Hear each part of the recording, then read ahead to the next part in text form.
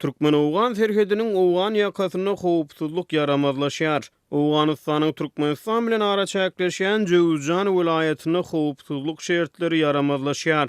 Jowuzjan welaýatynyň howpsuzlyk güýçleriniň koordinasiýon merkeziniň başlygynyň orunmasary Muhammed Zahir 5-nji awgustda geçiren briefinginde Demirgazyk Owganystanyň Jowuzjan welaýatyna giňerimli harby operasiýalary geçirmegiň zerurdygyny aýtdy. Bu barada Tolo News habar berýär. Ol Türkmenistan bilen serhetleşýän Demirgazyk Owganystanyň Jowuzjan welaýatyna howpsuzlyk şertleriniň yaramazlaşýanyny tasdiklady. Ýokary derejeli Owgan howpsuzlyk resmisi Jowuzjanyň Türkmenistan bilen serhetleşýän hamýap etrawynyň dolu Talibanyň gözegçiligini aýtdy. Azatlyk radiosynyň hawuldaky habarçysy Şamerdan Ulmurady 7-nji awgustda beren maglumatyny welaýatyň 10 etrawynyň ählisiniň owalaryny jeňçileriň hereket edýändigini aýtdy. Jowuzjan welaýatynyň 10 etrawy bar. 10 etrawyň hemmesiniň owalarynda jeňçiler hereket edýärler. Goştepe adly etrap hem jeňçileriň iýeçiligine geçdi. Soň Derdab etrawynyň hemme ýerine dünýäli jeňçiler iýeçilige edýär.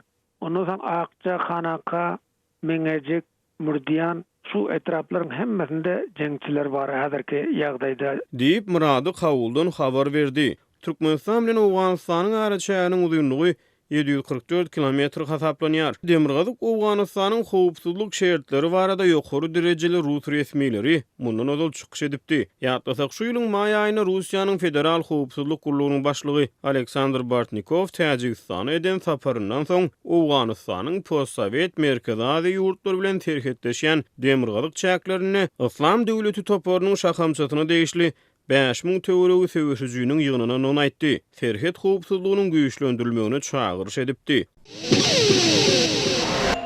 Türkmenistanda we dünýäniň beýleki musulman ýurtlarynda Gurban bayramynyň golaýlamagy bilen gurbanlyk mallaryň narhlarynyň geçen ýyl bilen deňeşdirilende tas 2 hisse gymmatlandygyny Adatlyk radiosynyň Mary we Daşowut welaýatlarynyň bir-birinden garaşsyz iki habarçysy habar berýär. Şu ýyl Mary welaýatynda gurbanlyk geçi 400 manatdan, goýun 700 manatdan we goç 800 manatdan satylýar. Geçen ýyl bularyň bahasy tas 2 hisse arzandy, ýagny gurbanlyk geçi 260, goýun 400 we goç 450 manada durýardy. Bir maşgala şor ataranda ortaça çykdyjy 1400 manada barabar bolýar. Sebäbi bu naharyň ýanyndan çörek, salat, gawun, garpyz, süýjü köke, şerbet suwlary goýulýar. Gurbanlyga gabatlap beýleki ady haritlarynyň bahasy hem has ýokarlanýar diýip howpsuzlyk ýagdaýlary sebäpli gizlinlik şertinde maglumat beren marly habarçy 7-nji awgustda gurrun berdi. Belläp geçsek Türkmenistanyň Zähmet we Ilaty durmuş taýdan gorumak ministrliginiň web saýtynda berilen maglumata görä Türkmenistanlylar şu ýyl 11-nji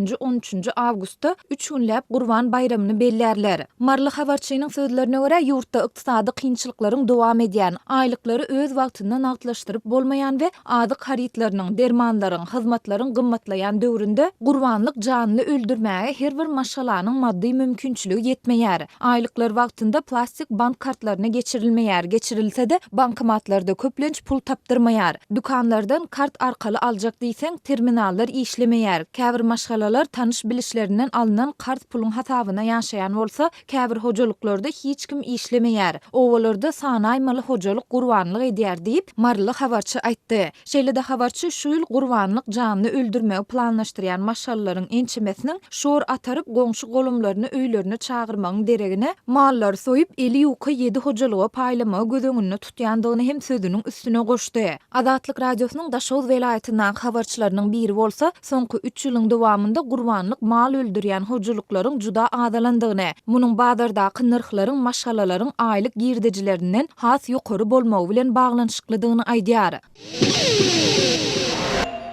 Soňky günlerde Aşgabatda howanyň aşy gyzmagy bilen baglykda şäheriň bazarlarynda adamlaryň saglyk ýagdaýynyň yaramazlaşmagy we tiz kömek ulaglarynyň köpçülikliginiň çağırylmagy bilen bagly ýagdaýlaryň ýüze çykandygyny Adatlyk radiosynyň paýtagtdaky habarçylarynyň biri 6-njy awgustda habar berdi. Howa şeýle bir issy welin käte paýtagtyň ýapyk görnüşli bazarlaryna, şol sanda Optim bazary, Cennet bazaryna we Läledar bazaryna günne bir näçe gedek tiz kömek ulagy gelýär. Olar issy howa zerarly saglyk ýagdaýy yaramazlaşan satyjy satyjylara we aljylara ilkinji medisina kömegini berýärler. Näsaglaryň käbiri keselhana alınıp gidilýär diýip, howpsuzlyk ýagdaýlary sebäpli anonim şertde maglumat beren habarçy gurrun berdi. Habarçy şäher we bazar administrasiýasy ýapyk görnüşli bazarlaryň tas ählisine diýen ýaly kondisionerleri oturdan bolsa-da, olaryň adatça soğuducu injam hökmünde işlemeýändigini hem aýtdy. Tutuş bazarda kondisionerleriň bolup bilse 2 sansy işleýär. Galanlardyň ıssy howany aýlaýar. Bu ýerlerde hamala pejiň içinde oturan ýaly bolýarsyň diýip habarçy bellidi. Howa maglumatlaryny çap edýän AccuWeather.com neşriniň 7 awgustda beren maglumatyna görä howanyň gyzgynlygy Aşgabatda 34, Lewapda 43, Marda 39, Daşowda 36, Balkany 35 gradusa barabar. Ýöne mundan ozalky günlerde Türkmenistanyň tas ähli vilayetlerinde diýen ýaly howanyň gyzgynlygy 40 gradusyň aşýardy.